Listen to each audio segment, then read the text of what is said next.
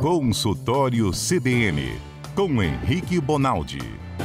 Oferecimento Med Senior, plano de saúde especializado para a terceira idade. Oi, doutor Henrique, tudo bem? Ei, Mário, tá bom? Como é que vocês estão? Graças a Deus, tudo bem.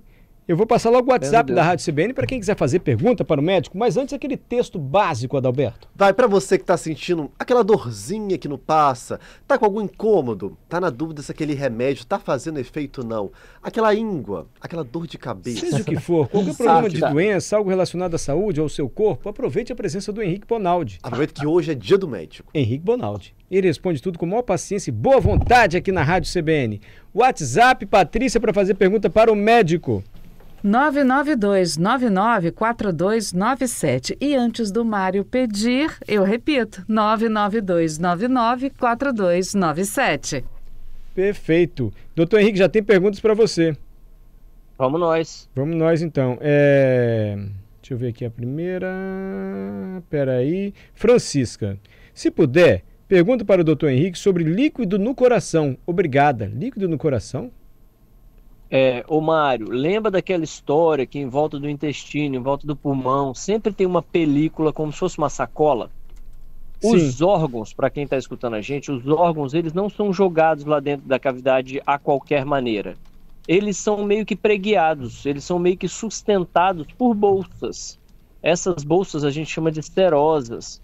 No caso do coração, o coração não está lá jogado de qualquer jeito, não. Ele tem uma estrutura em volta dele, com uma bolsa muito firme, chamada pericárdio. Esse pericárdio tem uma parte parietal e uma parte visceral. O que quer dizer isso? Parietal vem de parede, ou seja, tem um tecido, tem uma sacola que envolve a parede em volta do coração, para dar aquele buraquinho lá onde o coração fica. E agarrado no coração tem uma outra fina película, como se fosse um plástico deste de insulfilme que a gente usa para guardar comida, em volta do coração. Por que existe isso? Porque entre uma película e outra tem que ter um certo líquidozinho, Mário, para permitir que o coração faça essa fricção. Porque lá dentro do seu peito ele está tom, tom, tom, tom, tom, tom. E por que você não escuta do lado de fora o arrastar dele na parede? Por conta dessas duas sacolas, uma pelo lado de fora e outra pelo lado de dentro, certo? E aí esse líquidozinho, a gente chama isso de cavidade virtual, para você ter ideia, ele é quase zero, ele é só um líquidozinho para deixar não ter atrito. O que acontece? Em algumas condições, esse líquido aumenta, e a gente chama isso de derrame pericárdico. Ô Mário, ele pode aumentar tanto que ele pode conseguir evitar e impedir que o coração encha de sangue. O coração abre dentro do peito para receber sangue, e se aperta para mandar sangue. Na hora que ele abre, que era para ele ter recebido sangue, ele não consegue abrir, porque o líquido do lado de fora não deixa ele abrir. E aí essa condição é uma condição gravíssima. Faz uma punção que é o sonho de todo médico, pelo menos todo médico clínico, né, que mexe com emergência, que gosta de UTI, que é uma punção chamada Marfan. O que é isso? Eu pego uma agulha pelo lado de fora e enfio para dentro do coração do cara para eu tirar esse líquido, porque ou eu faço isso aquela hora ou o cara vai morrer. Nossa. É um ato heróico muito bonito. E como é que a pessoa sabe que ela está com esse líquido no coração? Maneiro. Tem uma tríade chamada tríade Beck. Tem jeito de clinicamente você sacar, mas o sujeito, ele vai começar a ter sintomas do que a gente chama de baixo débito, né? Como eu não encho meu coração de sangue, porque tem líquido ao redor dele impedindo que isso aconteça, esse mesmo coração ejeta pouco. Quando ele ejeta pouco, dá menos sangue na cabeça, menos sangue no braço, menos sangue na perna, menos sangue no intestino, e esse cara falece, falece é ótimo. Esse cara desfalece, ele tem a sensação de que ele não vai aguentar, porque o débito de sangue que está chegando para frente, está indo para frente, ele é muito pequenininho. Aí o cara sofre como inteiro, assim, geralmente ele desmaia, fica torporoso, sonolento. Você vai palpar pulso do cara lá perto do braço do cara, pulso no pé do cara, não tem o pulso, o pé e a mão tá frio, porque o sangue não tá chegando. Então, basicamente é um quadro muito grave. Ah, perfeito. Olha aí, dona Francisca, então um caso grave, o que ela deve fazer? Ir pro médico, então? Cardiologista, se estiver sentindo qualquer trem desse, não importa o porquê, né? Emergência é quem cuida dessas coisas mais graves e imediatas. Mas quem tem derrame pericárdico e está convivendo com isso, tem um acompanhamento rigorosíssimo com o cardiologista. O cara chega aí no Natal na sua casa, de tanto que você vê ele durante o ano. Você vê o cara a cada mês, a cada 3 meses, você vê um cara desse, certo? Para ele ir manipulando. É muito comum em algumas doenças oncológicas, às vezes doenças reumatológicas, às vezes a própria insuficiência cardíaca dá isso. Então tem algumas causas para esse derrame que não é imediato, não é agudo, não é tão grave assim, de uma maneira mais imediata. Perfeito. Tá, então, dona Francisca, atenção, hein? Jefferson Gava, boa tarde, Mário e Adalberto. Boa. E Alberto Borém e Murilo. Gostaria de saber do doutor sobre o sono. Exemplo, se eu dormir além do mínimo necessário, parece que dá mais moleza no corpo. E também, a uma temperatura de uns 20 graus, o sono é mais profundo e relaxante. O senhor tem algum comentário sobre sono, doutor Henrique? Nessa temperatura, dormir demais? Maneiro. Isso aí é o seguinte. Como é que é o nome dele? Jefferson, né? Isso. O Jefferson. Isso aí é o seguinte, geralmente quem dorme muito a mais e continua com sono é aquele cara que está tão cansado que o corpo exige que ele fique na cama 9, 10 horas e a qualidade do sono dele é tão ruim que ele acorda depois de 9, 10, 12 horas ainda cansado, certo? Essa história de que, nossa senhora, quanto mais eu durmo, mais sono eu tenho, isso não é uma verdade absoluta. O ideal é, quanto mais eu durmo, talvez mais preguiçoso eu fique, tudo bem, mas não pode ser sono, porque sono é sinal de que você está dormindo mal, você não está aprofundando no sono, que é a sua segunda questão. É verdade, Mário, que algumas condições deixam a gente num sono mais profundo? Claro, quais são as 3 principais? A iluminação, o barulho e a temperatura. Dormir no 40 graus de Copacabana é impossível, e aos 3 graus de Domingos Martins em julho também é impossível. Então, regular essas 3 coisas significa melhorar o seu sono. E, além disso, outras coisas. O cara que é mais obeso, ele dorme pior, porque ele tem... Opa, Doutor Henrique. mas o obeso dorme pior porque tem... Falhou. Vamos tentar um novo contato com o doutor Henrique Bonaldi. Enquanto isso, já voltou. Henrique, foi interrompido quando o senhor falou assim, o cara mais obeso dorme pior. Por quê? Aí caiu a ligação. O cara mais obeso, ele tem algumas fragilidades. Ele não só fica com uma condição cardiorrespiratória pior, que atrapalha ele muito no sono, como a obesidade de pescoço faz com que ele tenha algumas obstruções mais altas. Isso faz o que a gente chama de síndrome da apneia e hipopneia do sono. É mais comum no obeso, certo? É mais comum no hipertenso descontrolado, é mais comum no cara que tem gastrite, refluxo. Então tem um tantão de coisa, Mário, que atrapalha o sono. A dica é, você dormiu mais do que 8 horas e ainda está com sono, batata. A chance do seu sono estar com péssima qualidade é muito grande. Aí é melhor, Mário, às vezes tratar a qualidade do sono do que querer dormir 12 horas. Porque as 4 horas a mais que você vai adiantar, como ela é ruim, como você não está aprofundando no sono, ela não te descansa. Essa é a sacada. Entendi. Perfeitamente. Tá aí, ó. Como é o nome do nosso ouvinte? Perguntou Jefferson. Tá vendo, Jefferson? Cuidado, esse negócio tá dormindo muito e continua com sono. Pode ser que seu sono não esteja com a qualidade adequada. Doutor Henrique... Ô, Mário, deixa eu fazer um adendo, desculpa. Deixa eu fazer tudo, doutor Henrique. Você pode tudo. Não, sem querer, porque é importantíssimo. Olha que legal.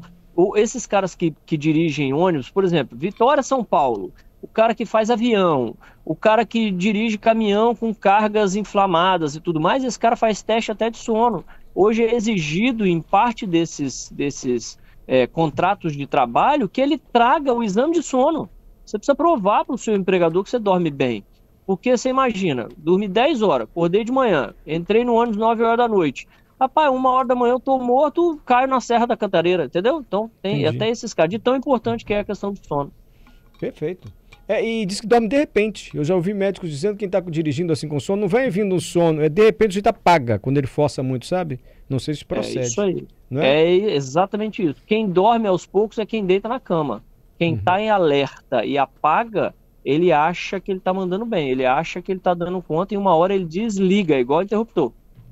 Por falar em achar que está mandando bem, hoje o senhor falou sobre alcoolismo no Bom Dia Espírito Santo, nosso jornal aqui da TV Gazeta. Caminhávamos, eu e Fabíola de Paula, minha colega, fazendo entrevistas no centro de Vitória hoje. Um senhor do Neida apareceu, o seu Chico, falou, para tudo. Manda um recado para aquele médico, que eu sou um homem meio da cachaça, eu tomo as cachaças. Mas depois do que ele falou, sério, ele falou comigo assim lá no centro. Depois do que ele falou, o negócio de como é que o álcool age no nosso corpo, eu vou tentar controlar mais. Eu gosto de uma cachaça, mas do jeito que ele falou, aquilo prendeu minha atenção. Aí eu acho que o senhor podia dar um recado aqui na Rádio CBN também, doutor, de que maneira o álcool afeta o nosso organismo. até porque é final de ano, tem bebida para tudo quanto é festa, enfim. O Mário, antes, deixa me dar 30 segundos para uma coisa que a gente conversou hoje, né? Eu e o Mário conversamos hoje de manhã sobre o quanto é difícil para a população em geral entender alguns termos na medicina. Às vezes o cara tá falando um negócio importantaço, mas ele fala para você a palavra prevalente, você desliga e vai fazer seu café. Se não entendeu o que o cara falou, não interessa. Então, a diferença do cara que tá lá, bonitão, terno, gravata, jaleco, pra gente aqui, né, Mário, que tenta fazer essa medicina, é só o jeito de falar. As fontes são as mesmas. Eu estudo no mesmo livro, que saem livros melhores, mas é só o jeito de falar. Então, de uma maneira simples, né, Mário, corriqueira aí para nós vassalo entendermos, o álcool, ele de imediato altera sua capacidade de concentração, então grande parte das mortes vinculadas ao álcool é de violência, ou porque você perdeu as estribeiras e bateu onde não era para você ter batido, ou porque você foi dirigir, porque você foi pular dentro da água. Então, de imediato, o álcool que você está tomando hoje, a partir de 2, 3 doses, ou seja, 2, 3 copos de cerveja, isso já é de um risco assim, muito grande para a sua saúde física, mas também para a saúde física e mental é o uso do álcool diariamente, porque você fica não só dependente, como matando as células do fígado, do coração e do seu cérebro. Hoje de manhã, para quem tem curiosidade, acessa lá depois, não sei onde que acessa, mas tem um trem que você acessa aí, que a gente viu as imagens do cérebro de um cara alcoólatra. Ela é pior do que um cara com Alzheimer. Então é melhor você ter demência de Alzheimer do que você ter demência de álcool, de um jeito mais grosseiro de falar, né, Mário? Sem contar o fígado, que é um filtro. Tudo que você come, tudo que você ingere, tudo que você bebe, ele passa pelo fígado. Se você destrói o fígado, a partir de agora tudo que você comer vai entrar no seco, meu amigo. Não vai ser metabolizado, não vai tirar substâncias ruins, não vai ter capacidade de te gerar qualidade, mesmo que você coma algo não tão interessante. Então é de um risco absurdo, assim. E terminando, né, Mário, sem querer apavorar, mas falando as verdades, né?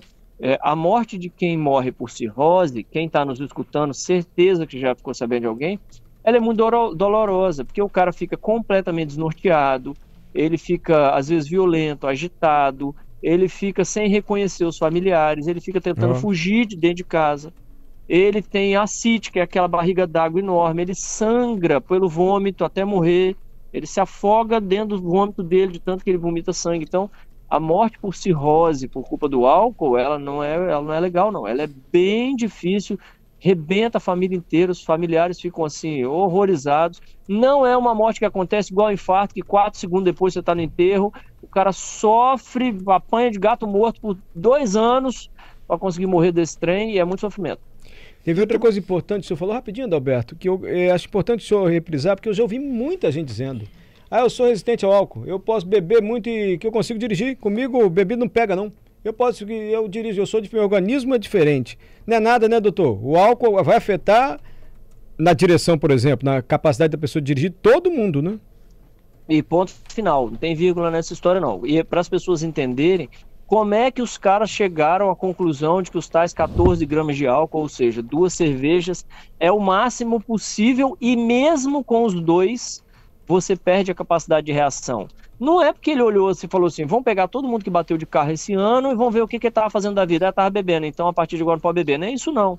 O cara, em teste laboratório, pôs um sujeito para fazer teste de raciocínio, velocidade, reflexo, coordenação motora, de manhã, de tarde, de noite, com sono, sem sono, com maconha, sem maconha, com cigarro, sem cigarro, com cerveja, sem cerveja. E ele foi vendo o que afeta. Por isso que ninguém nunca falou para você que você não pode beber água, porque a água nunca se demonstrou nesses testes que ela altera. E a cerveja é a partir do primeiro copo, imediato a sua capacidade de reflexo e reação ela já é menor. Então aquela criança de 2 anos de idade que vai sair de trás de um carro na frente porque ela esqueceu uma bola na rua, você não vai conseguir frear, meu amigo, e vai dormir com esse barulho o resto da vida de ter passado em cima da criança dessa. Então não é para usar mesmo, é muito perigoso. E se fosse perigoso só pro cara, né, Mário? A gente até... Mas não é perigoso pro cara, é perigoso pro outro, porque ele, bonitão, tá lá atrás do airbag dele, né? Esse bebê não dirige, não tem mais jeito, não tem mais conversa, não tem como beber e dirigir mais. Fala, Adalberto. Boa tarde, doutor Henrique, tudo jóia? Tudo bem, Adalberto? A minha dúvida é o seguinte, doutor Henrique, quanto tempo a gente pode dizer que o álcool, ele demora para ser eliminado ali do organismo? Boa pergunta, doutor Henrique, sabe isso, será? Por exemplo, Fantástico. A pessoa está no churrasco à tarde, está no churrasco sábado à tarde, domingo de manhã ela pode dirigir, não pode? Ou ainda tem reflexo do álcool? E ele bebeu É o seguinte, ó, bebeu isso- bem no churrasco. Bebeu. Isso aí, Mário, boa, isso aí. As pessoas falam assim, meu Deus do céu, agora não posso comer mais o trem da chocolate que eu gostava, porque tem licor. Calma, porque é dose dependente, Mário. Quem come um negócio de licor, 4 horas depois não tem esse trem, 4, 6 horas depois não tem. Quem encheu o talo, enfiou o pé na jaca, nós estamos falando de quase 2 dias. E para 2 quem dias. é viciado, para quem é dependente, entra na síndrome de abstinência, Adalberto, que mais do que exalar ou não exalar, ter ou não ter álcool no corpo, o cara precisa reaprender a viver sem ele. Aí os sintomas podem durar até 28 dias. Da hora que o cara parou até a hora que o cara consegue se enxergar como um sujeito de novo, pode chegar a 28 dias. Mário, se você me permite me dar 60 segundos para eu contar uma história que eu vivi no meu 6º ano de medicina claro, dentro do HPM. eu falei que eu permito tudo, que não precisa mais pedir permissão, doutor. Educado. É porque hoje estou falando demais, desculpa. Tá nada, É porque, a gente gosta de ouvir. Ó, quando eu estava no 6º ano, Adalberto, chegou uma moça que era capitã da Polícia Militar, ela era enfermeira na época, e falou assim, meu pai é alcoólatra há 30 anos e tá muito difícil lá em casa, eu preciso fazer ele parar de beber. E ele internou e fez o que a gente esperava ser a síndrome da abstinência. Então ele fez certinho assim, sabe? A cada 2 dias você tem um tipo de sintoma diferente, é bonitaço, é de livro assim, ó. O cara repete direitinho, cada 2 dias ele foi transformando o sintoma. Quando deu 7, 10 dias, ele não melhorava a desorientação dele, ele continuava desorientado. Que há X anos, Adalberto, todo mundo achava que era por causa da cachaça. Como o cara bebe, ele não lembra mais onde que ele mora, ele não lembra qual que é o bairro dele, ele não lembra o nome do segundo filho, aquelas coisas que você vai pensando que é lapso de memória porque o cara bebe. Pois resolvemos fazer uma tomografia. Ele já tinha, tirando as mortes celulares do cérebro, você vê o cérebro atrofiado, tirando a atrofia do cérebro, por conta da cachaça, ele tinha tido vários AVCs e ele praticamente não tinha 30% do cérebro. É só que o que aconteceu, Mário? Olha que loucura, Mário. O que é bebida? As pessoas, não é possível que as pessoas entendem isso e ele continua bebendo, cara. Ele foi tendo AVC, Mário, e ninguém viu, porque ele estava cheio da cachaça toda vez. Ele já andava mal por causa da cachaça, já falava mal por causa da cachaça, já se movimentava mal por causa da cachaça. Você pode imaginar? Ele fez AVC atrás de AVC, apesar da cachaça, em cima da cachaça, e ninguém nunca viu. Quando ela viu a tomografia, ela danou a chorar, porque ela achou que o problema do pai dela era só cachaça, não era. O pai dela já tinha vários AVCs, e ele nunca mais voltou a reconhecer as pessoas na rua, nunca mais voltou a saber onde que ele morava, porque aí a gente já estava falando do AVC. É, gente, vamos ter atenção com álcool, hein? Álcool é droga. A gente bebe, é tão tolerado, né? Tanta propaganda, e a gente fala de bebida e se diverte, vai beber muito, não sei o que. Cuidado com álcool, porque é uma droga, tá aí o médico falando, sou eu não, hein? Até porque eu tenho que maneirar. Doutor Henrique, a Ângela mandou pergunta pro senhor. Tá ouvindo, doutor Henrique? Tô ouvindo. Ó, boa tarde. Preciso fazer tomografia de abdômen total, mas tenho alergia a frutos do mar e asma. Antes do exame, passou para tomar antialérgico. Pode fazer contraste sem preocupação? Então ela tem alergia a sem asma. preocupação. Isso é maneiro. Isso Tem é alergia a maneiro. frutos do mar e asma, ela tomou antialérgico, mas já pode fazer contraste? Não vai dar ruim para ela, não? O Marela ainda está tendo tempo, né? Isso chama dessensibilização. Você pega um cara que é alérgico, a provável alérgico a iodo, né? Por conta dessa alergia que tem a frutos do mar, e você tem tempo para ir tirando essa alergia do cara. E quando chega no pronto-socorro com dor e não tem tempo para fazer isso, tem que levar para o cateterismo, que também é feito com contraste. Então, calma. Porque a medicina hoje consegue controlar o nível de alergia, da reação alérgica que você vai fazer àquele produto, certo? E aí tem jeito, tanto na fase aguda, meu Deus do céu, tá com dor no peito, precisa ir pro cateterismo agora. Calma, vai ter jeito. E a segunda coisa é para quem consegue programar melhor ainda. Só que, nesses casos, Mário, muito provavelmente tem um médico lá dentro esperando você chegar para acompanhar seu exame. Então é um negócio completamente sem risco. Meu Deus do céu, nunca aconteceu nada com ninguém? Não.